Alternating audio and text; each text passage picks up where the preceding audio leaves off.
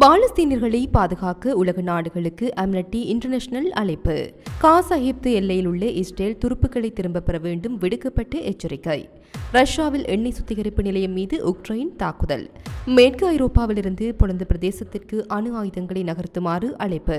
பாலஸ்தீன மாணவர் ஆர்வலர் கைது செய்யப்பட்டதை எதிர்த்து மறியலில் ஈடுபட்ட 100 பேர் கைது. அமெரிக்கன் ஏர்லைன்ஸ் விமானத்தில் தீ விபத்து.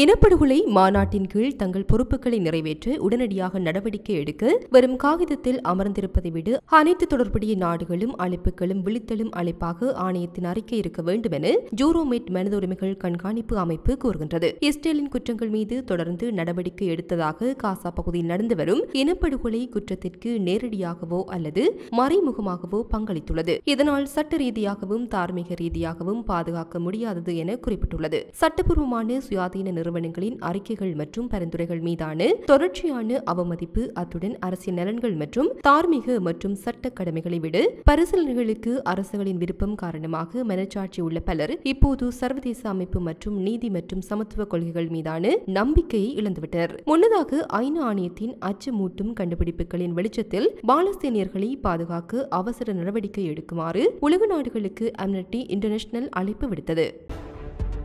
ஹமாஸின் செய்தி தொடர்பாளர் கசிம் காஸ்லெம் போர் நிறுத்த ஒப்பந்தத்தின் முதல் கட்டத்தின் கீழ் அதன் கடமைகளுக்கு இணங்க காசா எகிப்து எல்லையில் உள்ள பிலடெல்பி நடிபாதை என்று அழைக்கப்படும் இடத்திலிருந்து இஸ்ரேல் துருப்புக்களை திரும்பப் பெற வேண்டும் என்று கோரியுள்ளார். காசா ஒப்பந்தத்தை மீறும் நோக்கில் புதிய திட்டங்கள் முன்வைக்கப்படுவதாக அறிக்கைகள் சுட்டிக்காட்டுகின்றன என்று ஹாசிம் AFP செய்தி நிறுவனத்திடம் தெரிவித்தார். தோகோவில் மத்தியஸ்தர்களுடனான சந்திப்புகள் தொடர்கின்றன. ஒப்புக்கொள்ளப்பட்டதை நாங்கள் கடைபிடித்து இரண்டாம் கட்டத்திற்குள் நுழைகிறோம் என்று அவர் மேலும் கூறினார். ஆனால் இஸ்ரேல் முழு காசா பகுதியிலிருந்தும் பின்வாங்குவது என்ற தனது கடமைகளை நிறைவேற்ற வேண்டும் என்றும் போரை முடிவுக்கு கொண்டு வருவதற்கான எந்தவொரு இரண்டாம் கட்ட ஒப்பந்தத்திற்கும் பிலடெல்பி காரிடாரில் இருந்து பின்வாங்குவதை தொடங்க வேண்டும் என்றும் காசிம் வலியுறுத்தினார். AFP செய்தி நிறுவனம் இதை உறுதிப்படுத்தியுள்ளது. காசா ஒப்பந்தத்தின் மனிதாபிமான நெறிமுறையை இஸ்ரேல் செயல்படுத்தவில்லை என்றும் அவர் மேலும் கூறினார். நாங்கள் மீண்டும் போருக்கு திரும்ப விரும்பவில்லை. மேலும் ஆக்கிரமிப்பு மீண்டும் அதன் ஆக்கிரமிப்பை தொடங்கினால் எங்கள் மக்களை பாதுகாப்பதை தவிர வேறு வழியில்லை என குறிப்பிட்டுள்ளார்.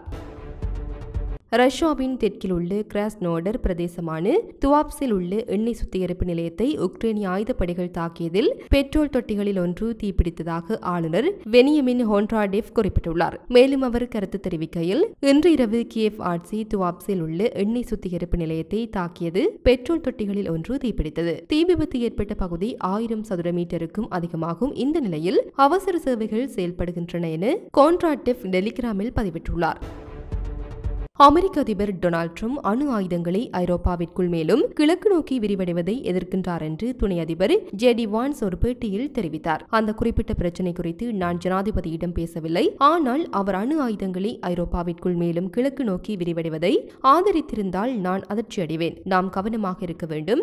லாரா மனித நகரத்தின் எதிர்காலத்தின் வாழ்க்கையுடன் நாம் உண்மையில் விளையாடுகின்றோம் என்று வான்ஸ் பாக்ஸ் நியூஸ் தொகுப்பாளர் லாரா இங்ராஹாமிடம் கூறினார். அமெரிக்கா அல்லது மேற்கு ஐரோப்பாவின் பிரதேசத்தில் இருந்து போலந்திற்கு அணு ஆயுதங்களை நகர்த்த வாஷிங்டனுக்கு போலந்து ஜனாதிபதி ஆண்ட்ரெஜ் டுடா அழைப்பு விடுத்தது குறித்து அவர் இவ்வாறு கருத்து தெரிவித்தார். நேற்றைய தினம் வெளியிடப்பட்டு பைனான்சியஸ் டைம்ஸ் செய்தித்தாளுக்கு அளித்த பேட்டியில் டுடா அமெரிக்கா அல்லது ஐரோப்பாவிலிருந்து போலந்து பிரதேசத்திற்கு அணு ஆயுதங்களை நகர்த்துமாறு அழைப்பு விடுத்தார். ஏனெனில் அது பாதுகாப்பானதாக இருக்கும் என குறிப்பிட்டுள்ளார்.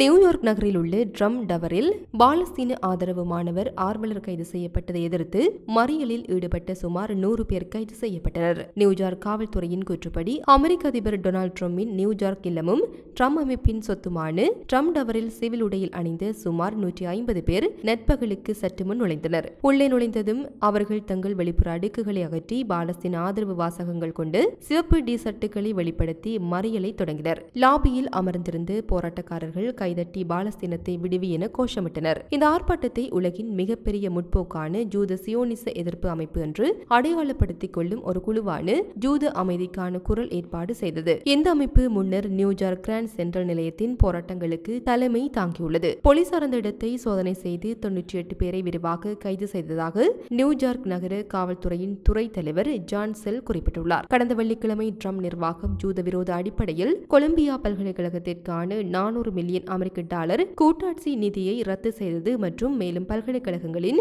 மறு ஆய்வை தொடங்கியது. கலில் மீது எந்த குற்றமும் சுமத்தப்படவில்லை. ஆனால் லூசியாவில் உள்ள ஒரு குடியேற்ற மையத்தில் தடுத்து வைக்கப்பட்டுள்ளார். பாலஸ்தீனியர்களுக்காக வாதிட்டதற்காக அமெரிக்க அரசாங்கம் அவருக்கு எதிராக பழிவாங்குவதாக அவரது வழக்கறிஞர் கூறுகிறார். அவரது தடுப்பு காவல் அவரது பேச்சு சுதந்திரத்தை மீறுவதாக வாதிடுகிறார். அவரது கைது ட்ரம்ப் நிர்வாகத்தின் போராட்டங்கள் மீதான ஒடுக்குமுறையின் அதிகரிப்பை குறிக்கின்றது. அதிகாரிகள் இதை ஜூத எதிர்ப்பு மற்றும் ஜூத மாணவர்களின் பாதுகாப்பிற்கு அச்சுறுத்தல் என்று முத்திரை குத்தியுள்ளனர். கலீலின் விடுதலைக்கான போராட்டங்கள் நியூயார்க் முழுவதும் பரவியுள்ளன. இது ஒரு வாரத்திற்குள் ஜூத எதிர்ப்பு, குடியேற்றம் மற்றும் மத்திய கிழக்கு குறித்த நிர்வாகத்தின் நிலைப்பாடு குறித்த பதட்டங்களை பிரதிபலிக்கின்றது. திங்களன்று ஆர்ப்பாட்டக்காரர்கள் வாஷிங்டன் ஸ்கொயர் பார்க்கில் இருந்து நகர மண்டபத்திற்கு அணிவகுத்து சென்றனர். இது பல கைதுகளுக்கு வழிவகுத்தது. கொலம்பியா பல்கலைக்கழகத்தின் மேற்கு வளாகத்திலும் பேரணிகள் நடைபெற்றமையும் குறிப்பிடத்தக்கது. ஐக்கிய நாடுகள் சபையின் பொதுச் செயலாளர் ஆண்டோனியோ குட்டரஸ் நாட்டில் உள்ள 1 மில்லியனுக்கும் அதிகமான ரோஹிங்கியா அகதிகளின் நிலைமையை ஆய்வு செய்வதற்காக வங்கதேசத்திற்கு பயணம் மேற்கொண்டுள்ளதாக அதிகாரிகள் தெரிவித்தனர். வங்கதேசத்திற்கான தனது 4 நாள் சுற்றுப்பயணத்தின் போது வெள்ளிக்கிழமை முஸ்லிம் புனித ரமலான் மாதத்தில் நோன்பை முடிக்கும் போது நடைபெறும் மாலை உணவான இப்தார் விருந்தில் பல்லாயிரக்கணக்கான ரோஹிங்கியா அகதிகளுடன் குட்டரஸ் கலந்து கொள்ள உள்ளார். தலைநகர் டாக்காவிலிருந்து சுமார் 400 கிலோமீட்டர் தென்கிழக்கே உள்ள வங்கதேச காக்ஸ் பஜார் மாவட்டத்தில் உள்ள முகாம்களில் ரோஹிங்கியா அகதிகள் தற்போது வசித்து வருகின்றனர். வங்கதேச வெளியுறவு ஆலோசகர் முகமது டூகித் கோசைன் நேற்றைய தினம் ஹஸ்ரத் ஷாஜலா சர்வதேச விமான நிலையத்திற்கு குட்டரஸ் வந்தடைந்ததை வரவேற்றார். வங்கதேசத்திற்கான தனது 2வது பயணத்தை முடிக்க குட்டரஸ் ஞாயிற்றுக்கிழமை காலை டாக்காவிலிருந்து புறப்பட உள்ளார் என தெரிவிக்கப்பட்டுள்ளது. நேற்றைய தினம் அமெரிக்கன் ஏர்லைன்ஸ் விமானத்தில் தீ விபத்து ஏற்பட்டதால் காற்றில் புகை கிளம்பியதால் அதிலிருந்த பயணிகள் கொலராடோ விமான நிலையத்தின் தார் சாலைக்கு வெளியேற்றப்பட்டனர். இந்த சம்பவத்தில் யாருக்கும் காயம் ஏற்படவில்லை. வெளியேற்றத்தின் காட்சிகள் போயிங் விமானத்தின் இறக்கையில் பயணிகள் குழுமியிருப்பதையும் சிலர் பைகளை வைத்திருந்ததையும் விமானத்தின் அடிப்பகுதியில் தீப்பிழம்புகள் எரிவதையும் காட்டியது. டென்வர் சர்வதேச விமான நிலையத்தில் பயணிகள் பாதுகாப்பாக தரையடைய ஊதப்பட்ட சரக்குகளை பயன்படுத்தியதாக அமெரிக்க பெடரல் விமான நிர்வாகம் தெரிவித்துள்ளது.